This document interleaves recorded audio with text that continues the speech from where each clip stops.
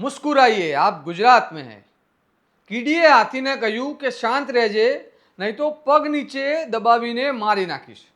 આવીને મજા, બસ આવી જ મજા કરવાની છે હવે ગુજરાતના નાગરિકોને, કારણ કે હવે ગુજરાત મજાક તરફ આગળ વધી રહ્યું છે અને અપાર સિદ્ધિ મેળવી રહ્યું છે.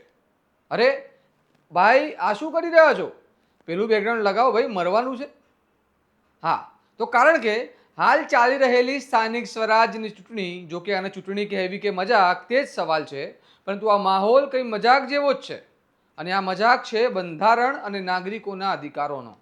આજે વાત કરીએ સ્થાનિક સ્વરાજ્યની ચૂંટણીના જંગમાં હવે કેટલા ઉમેદવારો બચ્યા છે અને શું છે ઉમેદવારી ફોર્મ પાછા ખેંચવાની સંખ્યા. આ અહેવાલમાં વાત કરીએ. નમસ્કાર, હું છું ચિરાગ વર્ષાબેન, આપ જોઈ રહ્યા છો સ્વમાન. ગુજરાતમાં સ્થાનિક સ્વરાજ્યની ચૂંટણી જાહેર થઈ અને રાજકીય પક્ષોએ તેમના મજબૂત ઉમેદવારો મેદાને ઉતાર્યા. હસો નહીં, મજબૂત જ હતા. અને બધાએ ફોર્મ ભર્યા અને પછી શરૂ થઈ ગુજરાતમાં લોકશાહીની હત્યાની ઘટનાઓ. એક પછી એક તાલુકા પંચાયત, જિલ્લા પંચાયત, નગરપાલિકા, મહાનગરપાલિકાના ઉમેદવારોની ખરીદ ફરોખના આરોપો લાગ્યા. સત્તા પક્ષ પર વિપક્ષના ઉમેદવારો અને પાર્ટીઓને આક્ષેપો લગાવ્યા હતા અને ઘણા કોલ રેકોર્ડિંગ પણ વાયરલ થયા કે તેમને ફોર્મ પરત ખેંચવાના દબાણો થઈ રહ્યા છે, પૈસાની ઓફરો થઈ રહી છે, અને છતાં ચૂંટણી પંચ મૌન રહ્યું. ધીમે ધીમે એક પછી એક ઉમેદવારોએ ફોર્મ પરત લેવાની શરૂઆત કરી. સમાચારો આવવા લાગ્યા કે ફલાણી જગ્યામાં ફલાણા ઉમેદવારોએ ફોર્મ પરત ખેંચ્યું અને આટલા ઉમેદવારો બિનહરીફ બન્યા. અને પાછું આ ઘટનાનો ઉત્સાહ જેમ સ્વાગત કરવામાં પણ આવ્યું.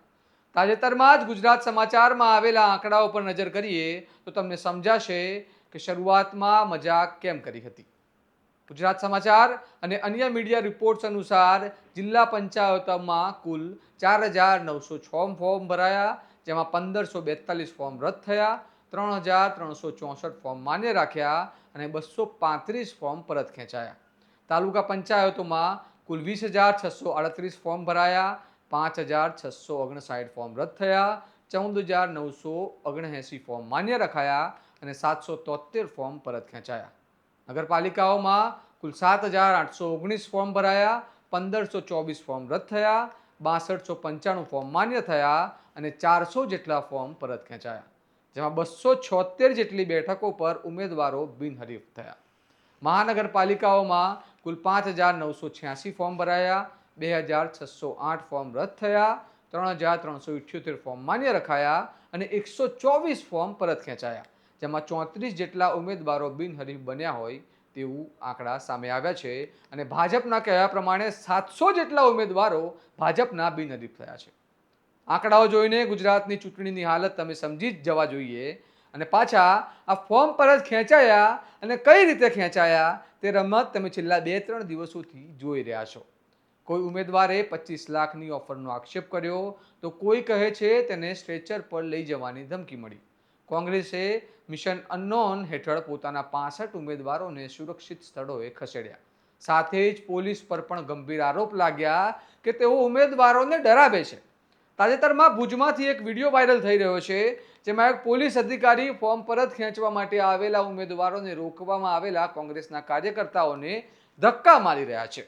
આ ઘટના ખૂબ જ ચિંતાજનક છે, કારણ કે ચૂંટણી પંચ આ મામલે કડક તપાસ કરીને ચૂંટણી પંચ નિષ્પક્ષ રીતે થાય અને ચૂંટણી નિષ્પક્ષ રીતે કરવામાં આવે તેનું કામ કરવું જોઈએ. પરંતુ આ વિડીયો રેકોર્ડ થઈ રહ્યો છે ત્યાં સુધી કોઈ એવી કડક કાર્યવાહી દેખાઈ નથી. શું આ આપણું લોકતંત્ર છે? અને શું આ ચૂંટણીને આપણે લોકતંત્રની મહાન ચૂંટણી પ્રક્રિયા કહી રહ્યા છીએ? તમને લાગતું નથી કે આ તમારા અધિકારોનું ખુલ્લેઆમ હનન છે? પોલીસ બંદોબસ્ત, ચૂંટણીના બૂથમાં બેસનારા લોકો, સરકારી કર્મચારીઓ જેમને ચૂંટણીમાં સ્પેશિયલ ડ્યુટી મળી હશે, તે તમામ લોકોને હવે કેટલીક બેઠકો પર શાંતિ અને ખાસ કરીને મતદારોને પણ શાંતિ કે આ વધતી જતી ગરમીમાં તેમને મતદાન કરવા જવું નહીં પડે, લાઈનમાં નહીં ઊભા રહેવું પડે. આવે છે ને મજા? હે ને? તો લો મજા. એટલે જ કહું છું, મુસ્કુરાઈએ આપ ગુજરાત મેં હે. તમે શું માનો છો? અમને કમેન્ટમાં જરૂર લખો. અને આ પ્રકારના વિશ્લેષણાત્મક અને તમારા સ્વમાનની વાત કરતા સમાચાર જો તમને પસંદ હોય તો ચેનલને સબસ્ક્રાઇબ કરવાનું ભૂલતા નહીં. જોતા રહો તમારું સ્વમાન. નમસ્કાર.